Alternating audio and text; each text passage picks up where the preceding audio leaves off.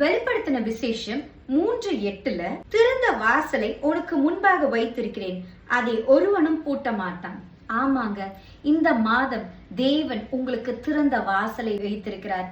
ஒரு மனிதராலையும் அதை பூட்ட முடியாது.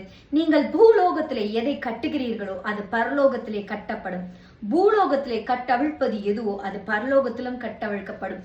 உங்களுடைய ஆசீர்வாதங்கள், உங்களுக்கு வர வேண்டிய பணங்கள், நீங்கள் அனுபவிக்க வேண்டிய நன்மைகள், சுதந்திரங்கள் எல்லாவற்றையும் நீங்கள் பூலோகத்திலே உங்க நாவினால கட்டவிழ்க்கும் பொழுது அது பரலோகத்திலும் கட்டவிழ்க்கப்படும்.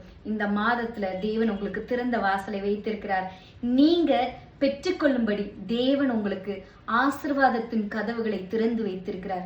நீங்க இயேசுவை முழு மனதோட விசுவாசிச்சு ஏற்றுக்கொள்ளும் பொழுது அதை நீங்க பெற்றுக்கொள்வீர்கள். உன் கிரியைகளை அறிந்திருக்கிறேன், உனக்கு கொஞ்ச பலன் இருந்தும் என் நாமத்தை நீ மறுதலியாமல் என் வசனத்தை கை கொண்டபடியினால் இதோ உனக்கு திறந்த வாசலை வைத்திருக்கிறேன். நீங்க அவருடைய வசனத்தை கை கொண்டபடியால் உங்களுக்கு ஆசீர்வாதங்கள் நிறைந்திருக்கும். ஆசீர்வாதத்தின் மாதமாக இது நிறைந்திருக்கும். God bless you.